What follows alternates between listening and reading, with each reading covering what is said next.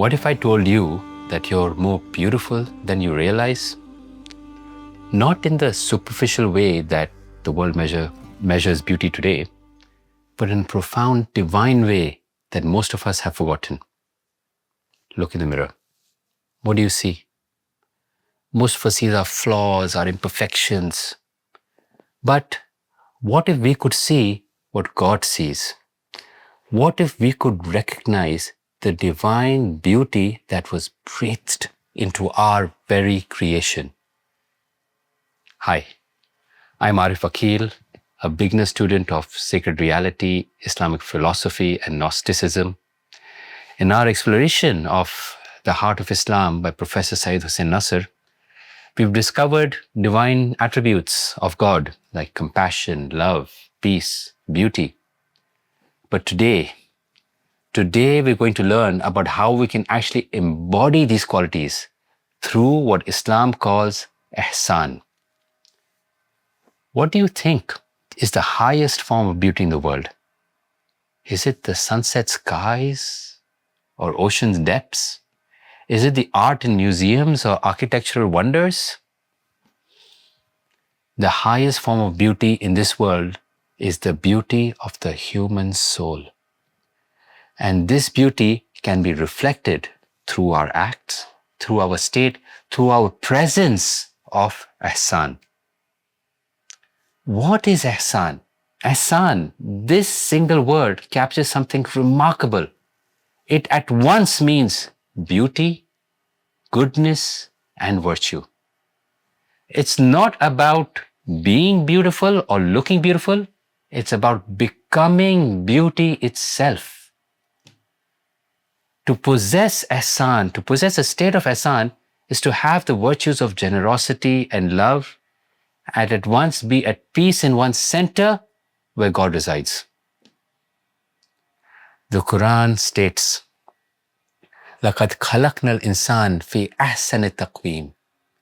Surely we've created man in the best of stature. The word best in this verse is ahsan, ahsan taqweem, which comes from the same root of husn as does the word ihsan comes. And ihsan, we know, which also means beauty.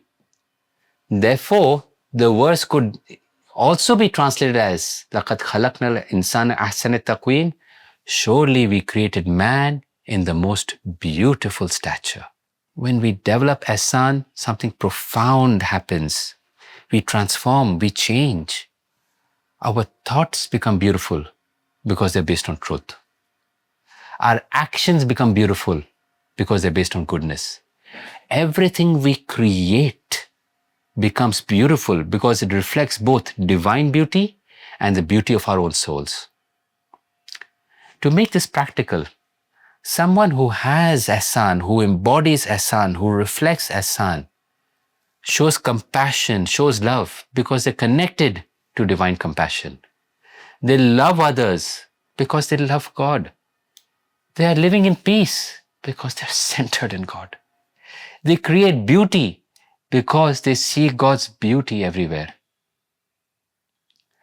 Now, to embellish our souls with beauty or Ihsan through spiritual practice is to realize the original beauty of the soul and returning it to its primordial state of ahsan taqweem, the most beautiful stature. Another way to think about this is, when artists are truly inspired, they create beautiful works.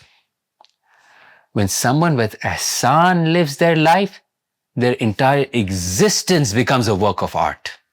Their thoughts, their actions, their relationships, everything becomes beautiful because all done with awareness of the divine presence.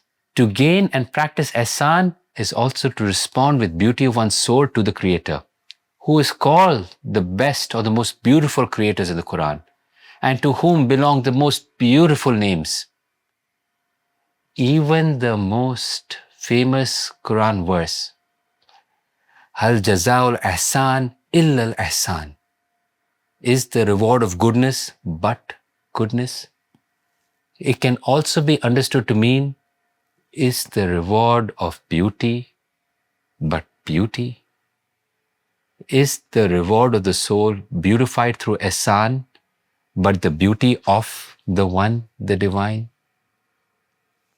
The goal of human life is to beautify the soul through goodness and virtue, and to make it worthy of being offered to God, who is the beautiful.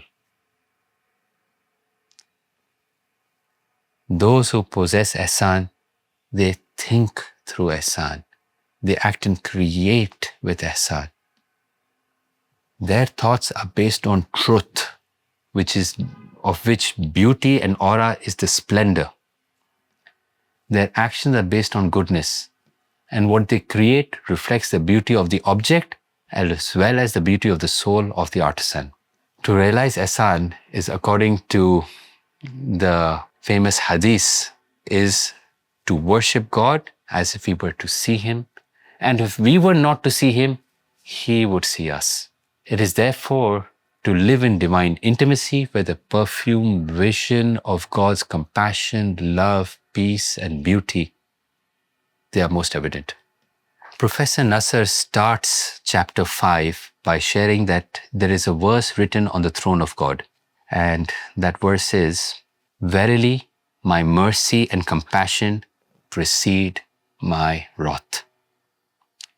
Someone who has developed ihsan can actually see this truth with their inner eye.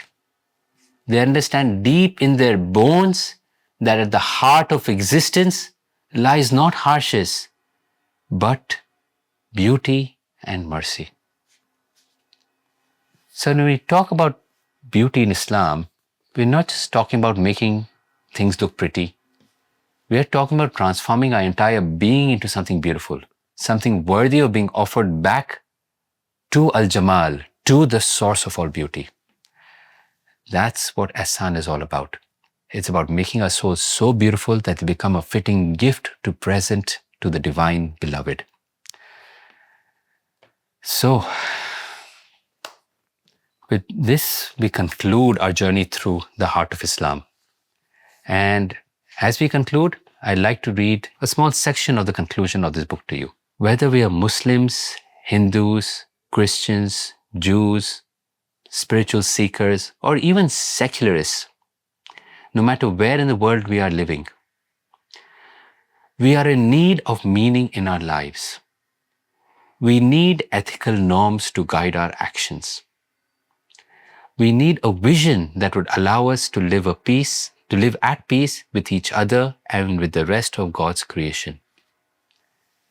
It is an achievement of this task that both the formal aspect of Islam and the inner message of Islam, as well as the formal and inner aspect of other religions, can come to our aid as nothing else in this world.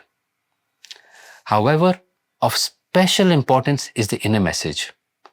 For this message is none other than the universal truth that was placed by God in the hearts of all human beings and that stands at the center of all heavenly revelations. So, the book is called The Heart of Islam. So, what is the heart of Islam?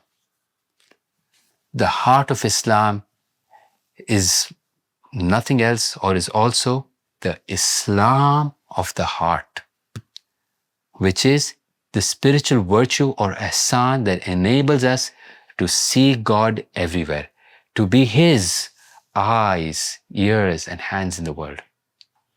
The heart of Islam is none other than witnessing to the oneness of divine reality, the universality of truth, the necessity of submission to His will, the fulfilling of human responsibility, and respect the right of all beings. The heart of Islam beckons us to awaken from the dream of forgetfulness, to remember who we are, why we are here, and to know and respect the religions of others. It is for Muslims to heed the call from the heart of Islam, live an ethical and spiritual life. But it is also for those in the East and the West who seek meaning in their lives to turn to their own center and to realize that in coming to know better the heart of Islam, they may not just gain insight into another religion or into another civilization, they may actually gain greater insight into their own heart and their own soul. With that, we conclude our series of exploration of the book, The Heart of Islam. Thank you so much for watching. Truly hope that this video and this series was beneficial, maybe even enlightening. Till my next video, keep reflecting, keep smiling. Goodbye.